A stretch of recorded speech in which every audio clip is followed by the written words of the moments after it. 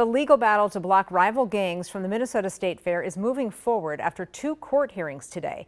Attorney General Keith Ellison and Ramsey County Attorney John Choi filed civil lawsuits after members posted threats on social media.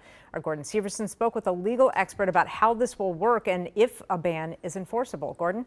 Prosecutors say the idea behind this lawsuit is that these 2 gangs have been involved in violent attacks in the past, some of them involving guns and some happening at the state fair. So to prevent this from happening this year, they're suing the gangs so they can't get together and fight at the fair. The only question is, will the judge approve it?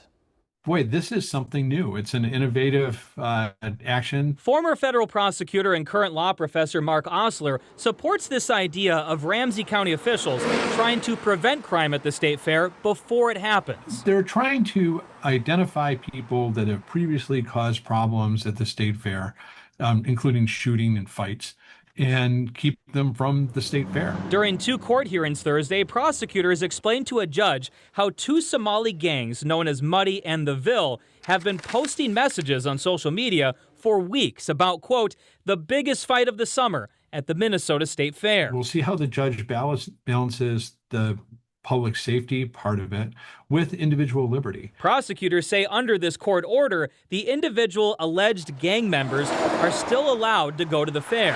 They just can't meet up with other members once they're inside, or use gang signs, or taunt other rival gangs. Well, we have a group of 6 deputies that are familiar with all 10 of these individuals, as well as dozens of other Somali gang members. If we were to observe them with other gang members, we would enforce the order. Osler says the judge in this case will likely consider several issues, including whether this order could be perceived as racial profiling.